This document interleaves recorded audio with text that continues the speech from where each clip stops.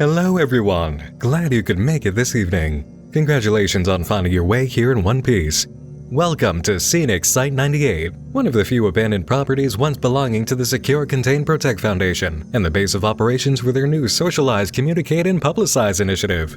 This facility used to operate as a low-risk anomalous object vault and information substation, but a rather nasty incident left it completely inoperable a few years back. Now it's been granted new life for the purpose of introducing fresh new hearts and minds to approved areas of the Foundation as part of the new Public Relations Program. It took a lot of strings being pulled, and by that I mean a continued barrage of leakers, whistleblowers, and YouTubers. But the Foundation has finally decided to introduce us formally to their world, and as part of an arrangement to make up for all my break-ins and containment obstruction acts, I'm now serving as your first official tour guide, supervised by the company selected for social media outreach, Amino Apps. Amino is a community gathering supercenter, offering communication grounds for all types of people and their interests, and they're proud to be working with the Foundation to offer SCP Amino, their latest space to contain all discussion of anomalies, oddities, and things they're now officially able to acknowledge do in fact exist. No matter who you are or what you're into, Amino has a community for you, and that now includes our own little group of future E-Class personnel. The E is for electronic. Polls, blogs, quizzes, images, and more are available to SCP Amino members for the purpose of finding, discussing, and interacting over all manner of Foundation topics. You can use it to get to know your peers in the program, share creations about anomalies and containment, or provide descriptive stories about the items that are never allowed to be seen due to their odd or forbidden nature. As part of the new social media initiative for the Foundation, they'd like to know what is particularly interesting to the general public in order to restrict any further access. What? I meant, in order to provide greater insight for curious minds. Therefore, I've been tasked with collecting data at the end of our journey through the Amino app about your interests. I set up a post on my account in the app that will allow anyone who joins to comment with feedback on something new they've learned about the Foundation that they particularly enjoy, something that they are highly interested in. We'll be seeing and learning plenty tonight, and I'm sure something is going to catch your eye, so let me know. And seriously, if you come across something that holds your attention too much, please do reply to my post. You might have encountered a rogue anomaly and will need to begin quarantine immediately.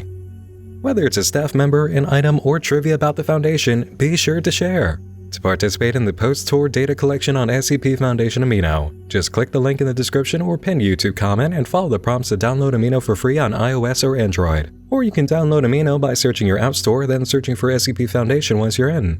Remember, you can find me there by searching my username, Nightmind. Let me know what SCP item you especially enjoyed seeing. Your contribution will have great ramifications on making sure the general populace stays well informed. Now, let's get orientation started with our new friendly neighborhood monster catching organization, shall we? We've all heard about the items that belong to the Secure, Contain, Protect Foundation by now and the whole run of how the documents actually flow. All those numbers, descriptions, where it was found, what it will do, how it can kill you, the Keters and Euclids and what have yous. But how much do you really know about this organization? Do you even know the origins of this fine establishment? Well, have a seat and open your minds because it's time to really meet your favorite shadow operatives and get acquainted. The Secure, Contain, Protect Foundation, otherwise known as the SCP, has been around for much longer than you or most people have been alive, although the unfortunate leaking of information concerning their existence is cited as beginning on 4chan's paranormal board, known simply as X.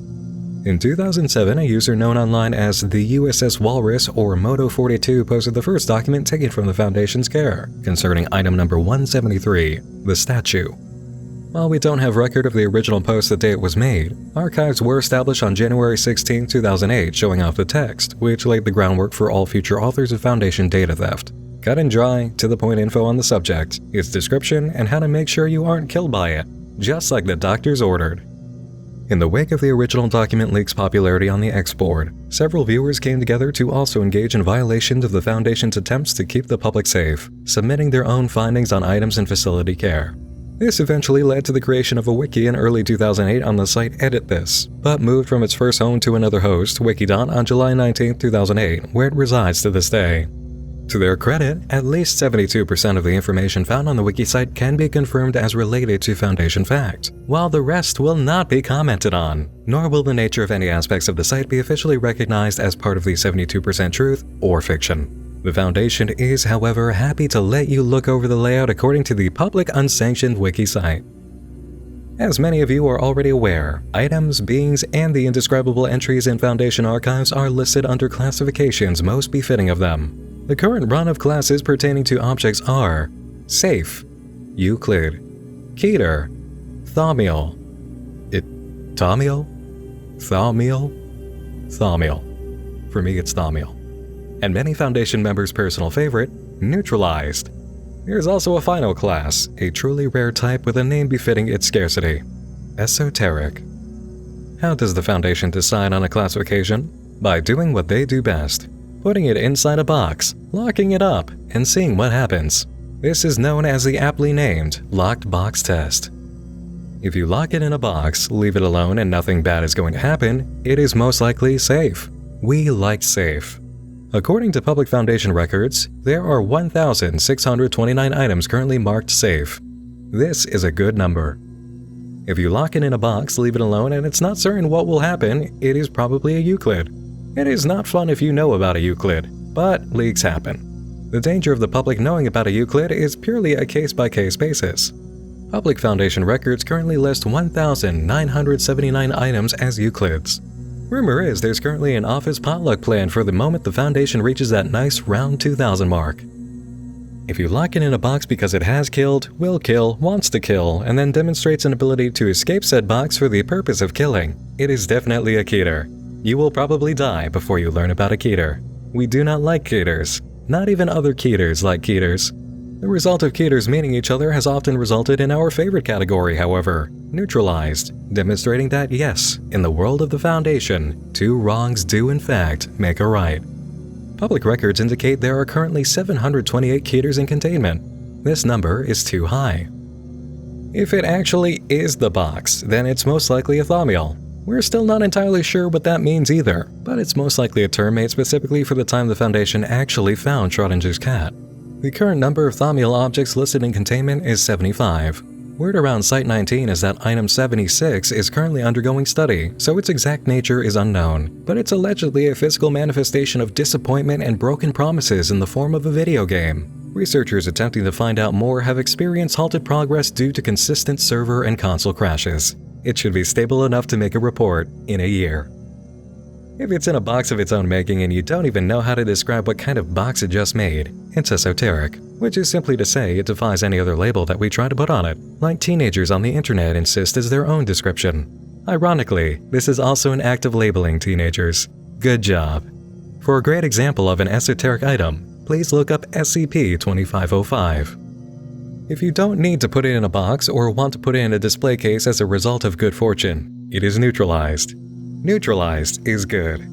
The public records of neutralized objects result in a current count of 131. This number is too low.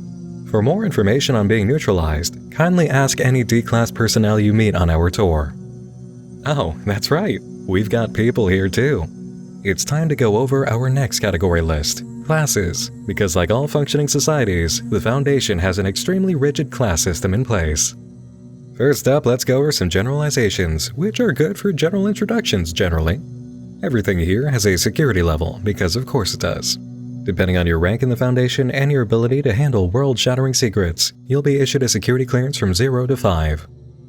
Level 0 security is primarily what you all were given when this initiative was designed, but being realistic about things resulted in admitting that you're all at least a level 2 by now.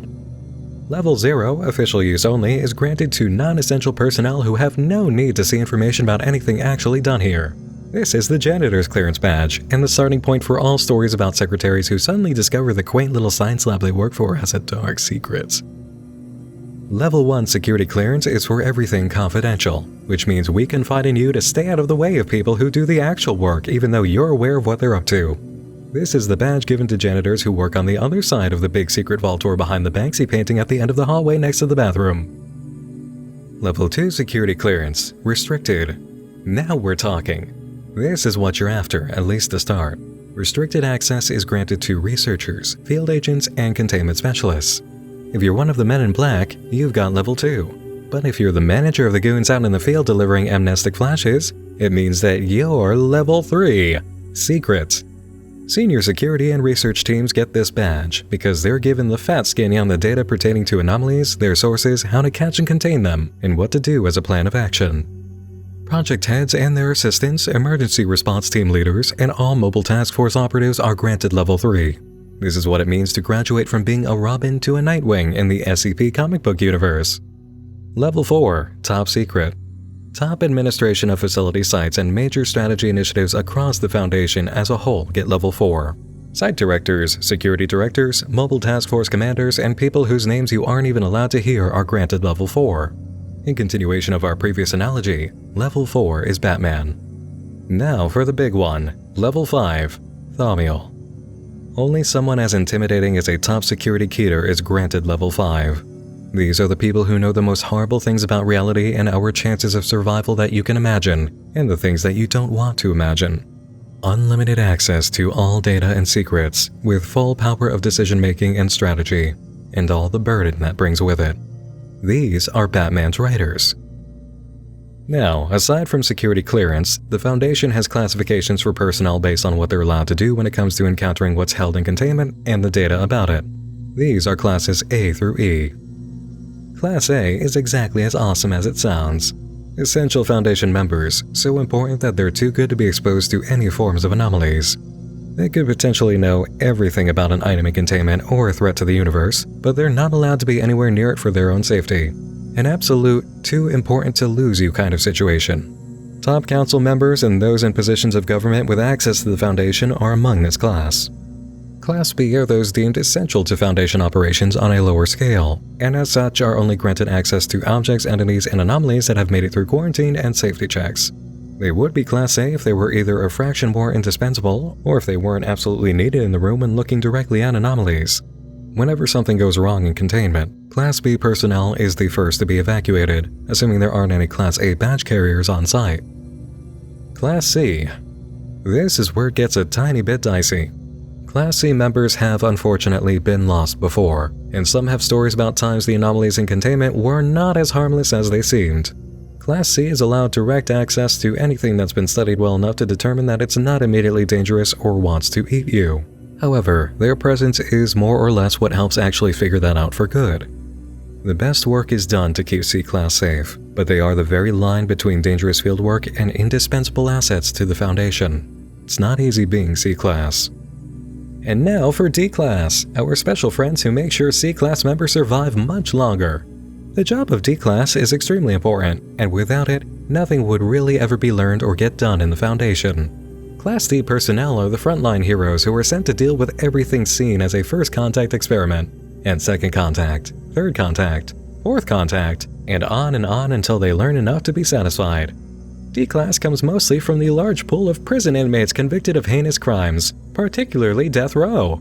The Foundation considers it a chance at redemption and an honor, granting D-Class citizens new life with a purpose to society. Finally, we have our Class E, you guys, specially recruited through YouTube and our friends at Amino. Remember to sign up and find me on the SCP Foundation site to let me know what's most appealing to you about this orientation video. The Foundation really, sincerely wants to know what's attractive to you about the things I'm saying. E-Class. Remember, it just means electronic. And exciting. Our final classification info stop comes around to the title system. What are you called and what do you do here really? How did you get into this facility? Explain yourself. Use this phrase whenever you encounter somebody that you don't know, and you'll be sure to hear one of the following. Containment Specialist. These are the trapper heroes responsible for putting new Christmas presents under our tree.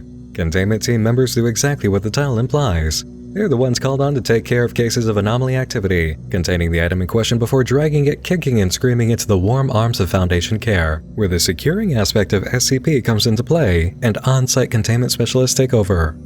Engineers, techs, scientists, and cold-hearted employees design all manner of plans for making sure that what's been caught stays exactly where it's been tied up, while also granting access to it for further study. After all, the Foundation needs a path for the next area of friends, the researchers. Researchers are the brains of the Foundation who take over after the Brawn has wrangled a new thing that should not be, poached from the greatest scientific teams the world has to offer. Researchers are pulled from every single field in existence when it comes to the sciences, including theoretical items. Ever wonder where some students of degrees that apply to nothing substantial in a capitalist society end up? Only the Foundation has open jobs available for them, where their 8.5 by 11-inch pieces of paper actually make back the money that went into obtaining them. Never say they aren't miracle workers. Security officers. Without the security officers ready to lay their lives and sanities on the line, there wouldn't be a successful operation. The guards at Foundation facilities are tasked with making sure that all physical and info property is secure from any form of threat or theft. Obviously, the info security department needs work, which is how the SCP came to the point of needing the social outreach program. But they can assure you that about half of the previous administration is now sitting in D class, providing service in a way that can't fail them again. Congratulations on your promotion, boys. Go do the SCP proud. Tactical Response Officers.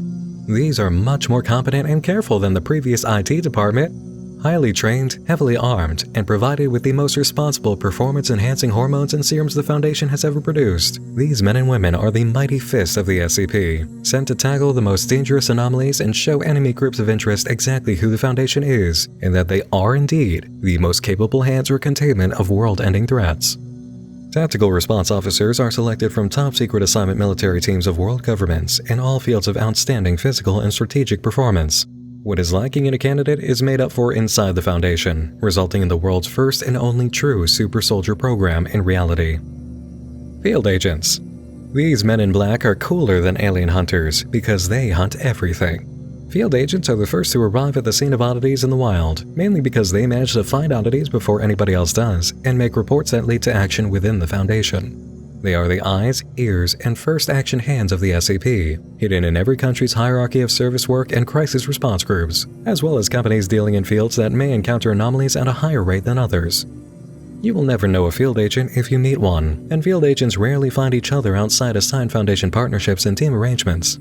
Field agents are extremely important and deal with first contact circumstances, but their authority ends the moment a situation is de-escalated to a point when only the Foundation and humans who need quarantine are aware of anomalies. From there, containment teams are contacted from the closest site equipped to deal with the situation. In the event that a situation encountered by a field agent cannot be de-escalated under their resources and training, mobile task forces will need to be called in ahead of or alongside containment teams.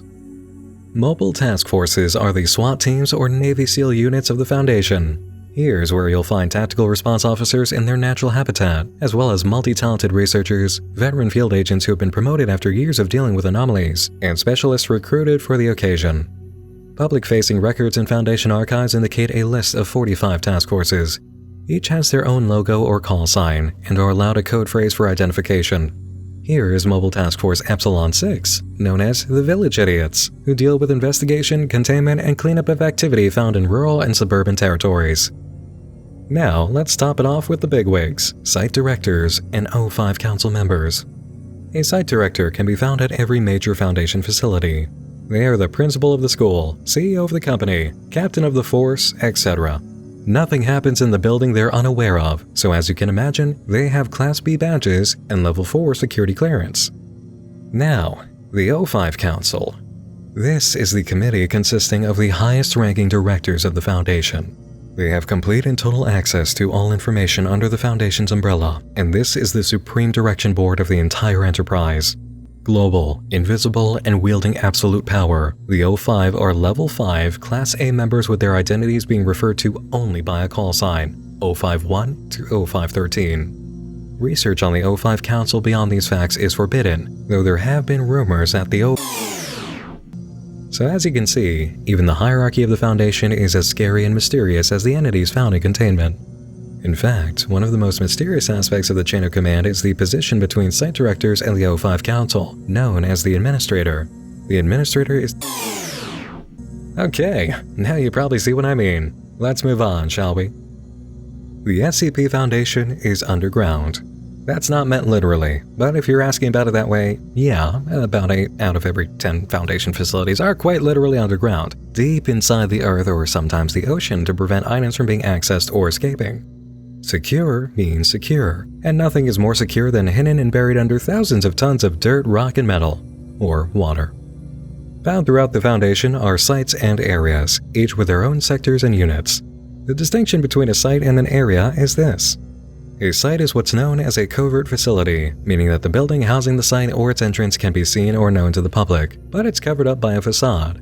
Fake companies, government branches, schools that nobody gets into but still has a pretty great football team, that sort of thing. Hidden in plain sight, you see? Why would the Foundation choose to have sites like that if they're capable of building areas which are completely out of sight? Because anomalies can show up anywhere and often among civilization, places where mobile task forces can be launched quickly and quietly need to be within areas of society.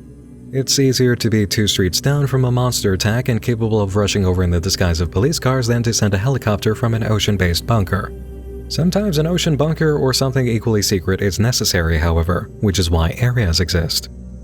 An SCP Foundation area is far from cities, towns, and villages because they contain the most dangerous items in the organization's care. The kind of threat contained in the walls of an area is so severe that all Foundation areas have been armed with nuclear warheads built into the structure to ensure complete and total destruction of anomalies that have breached containment and things like them.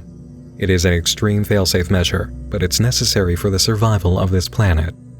As stated, each site or area has its own set of sectors and units. A sector is simply a section set up for a distinct purpose. Containment, research, archives, that sort of thing. A unit is a self-contained cell that holds Foundation anomalies inside, which is designed to seal itself in case of breach or catastrophic site failure. Think of these as the quarantine zones or display shelves for a set of items or beings in facility care, like the employee break room or the D-Class living quarters, neither of which look like a prison, we assure you. It is not Site 18's fault that the architect used the same blueprints for both units. That was due to an info hazard leak. Anyway, who wants to hear about the labels for all the spots in a facility? I know I do. An armed facility is exactly as it sounds, heavily armed and ready to pick a fight above ground or suppress a containment breach below. Containment facilities are naturally for containment and can have any assortment of subtags for things in containment, like the following. Bio, which is the code for biohazardous anomalies and biologically based creatures. Dim, which is for extra-dimensional entities, tears in this dimension that cannot be moved, anything with the capability to access other dimensions, and anomalies that concern spacetime.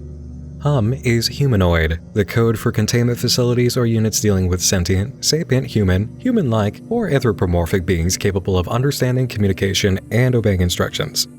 The boys at the Foundation had quite a tough time figuring out whether I belonged in bio, dim, or humanoid before we ended up reaching our current service arrangement. Otherwise, I'd be broadcasting live from one of the cells and could describe it to you. Shout out to Dr. J for being a true friend, seriously, and the only one here who recognized the value I could offer if I wasn't tied to a wall. Wait, what was I saying? Oh, yeah, site codes. Protected, aka the prefix TED, is for protected areas where anomalies and their influence will never be allowed. Severe measures are taken to make sure that protected zones are kept as clean of evil as a baby's nursery, thus the prefix selection TED. Like a teddy. Get it? Viz is for provisional, which are built around anomalies that can't be moved. As you can imagine, these are annoying to put up and can be painfully expensive, but it can be difficult to move entire masses of land, you know? That's why the Foundation prefers finding a new classification for items in Viz sites. Neutralized. Rel is reliquary, where you can find artifacts and objects of religious or historical significance, like George Washington's wooden dentures. Why is that in there? Wouldn't you like to know? Stow is for storage, also known as the broom closet. Just kidding. It's for anything safe that's also meant to be in facility care. Precautions are still taken for the protection of these items, but they don't need a laser matrix to keep them in, and most don't even need gloves to touch. Finally, we have a leftover tag, Post. This is an observation post, just a tiny Foundation facility located close to, but not strictly in the same vicinity as a site. These are typically used to keep an eye on locals and their communications for Foundation info leaks, monitor or investigate anomalies of a complicated nature that require a long-term presence, and keep an eye on groups of interest, many of which despise the Foundation. That hatred is often mutual. Let's take a look at the peers and polluters in this field then, shall we? 25 groups of interest can be found on public record, and they're as varied in their makeup, intention, competency, and disposition towards the Foundation as the items in containment. The list consists of 6 companies, 5 religions, and at least 9 enemies, with 2 legitimate allies, 2 weird prankster/artist groups, and 3 relationships best described as, it's complicated. The history of interaction with these groups is long and winding, but we'll take a brief look at a few that stand out in particular to give an idea of how odd or dangerous groups of interest can be in the world of the Foundation. Marshall, Carter, and Dark Limited. This group is notorious to the Foundation and a true adversary if ever there was one. They're an extremely private club based in London that's made up of the super rich and super powerful, with government ties across the world. The members are the secret shakers and movers of modern society who have a vested interest in the collection of everything rare and valuable, including anomalous objects, and they'll spare no expense in trying to get something that's useful to them.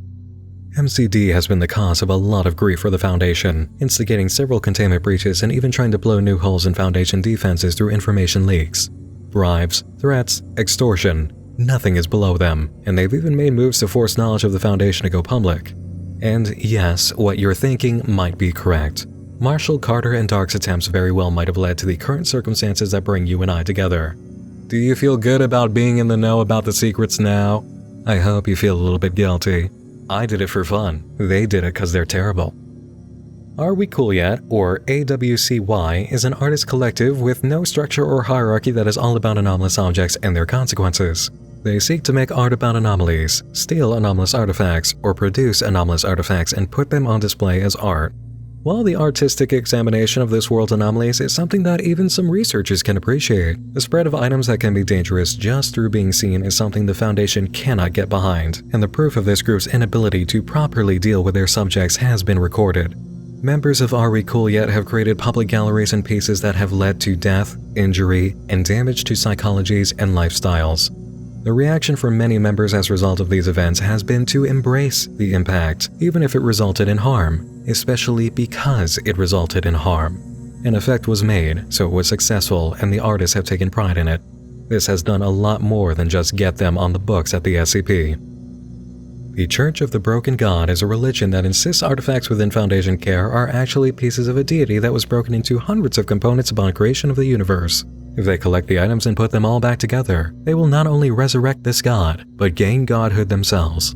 The Church of the Broken God sees all Foundation members as heretics and act with extreme violence towards personnel. They have no regard for other anomalous items and will recklessly cause containment breaches to serve as distractions or punishments to the Foundation. 4 items in SCP Foundation care are currently listed as pieces of the Broken God. Wilson's Wildlife Solutions is one of the few allies the Foundation has. They specialize in the containment and care of paranormal animals and irregular creatures, and have been working with the Foundation since 2008 following a containment incident. They're an ally, but they're under Foundation care because of incompetency. As far as friends go in the world of the SCP, the Foundation is the biggest dog in the park. There's not many allies to speak of. So as you can see, groups of interest are their very own interesting topic, with plenty of variety in their makeup. It's a shame that most of them hate the Foundation and are always trying to steal extremely dangerous items or set them free and cause mayhem. But no conflict at all makes for a boring story, right? Speaking of stories, as you might imagine, the Foundation has a very long and very crazy history. And while much of it is written about by fanfiction authors, some of it is true. You can find the canon history of the Foundation and its incidents within the addendum reports of many items, as well as an entire category of canon Foundation tales on the public wiki. If you're a heavy reader of more than just anomaly reports, we recommend taking a look. And now, as our tour winds down, I'd like to point everyone over to something they can take with them, or the knowledge of it anyway.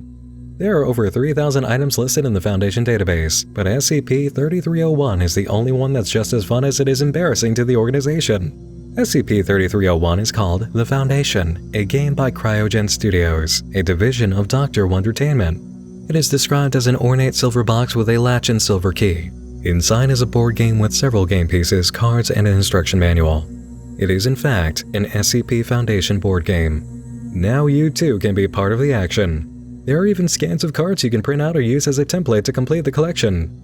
Does it actually reflect the kind of things found in containment when you play with the cards, like some sort of even more horrific version of Yu-Gi-Oh? We're not telling. Please, feel free to check out and play the Foundation and introduce it to your local tabletop circle today. On behalf of the Foundation and Amino Apps, I would like to thank you for participating in the Socialize, Communicate, and Publicize Initiative. Do remember to visit me on SCP Foundation Amino by searching for the name Nightmind, and let me and the Foundation know what really interested you. Go ahead, tell us. Follow the link in the video description or my pinned comment, find my post, and tell me, tell us, Tell us immensely. Tell us in detail. Tell us everything you felt about this experience. Me, how you're feeling right now physically, mentally, emotionally. Everything in regards to me and the Foundation and everything I said and how you feel about it. Type away. Type a storm. Let us know. I really, sincerely need... I mean, it would be great if you did that. Please do that. Please. Now, for what you're all eagerly wondering, I'm sure. Is it possible for another tour like this to take place, maybe digging deeper into a topic we perused? Maybe.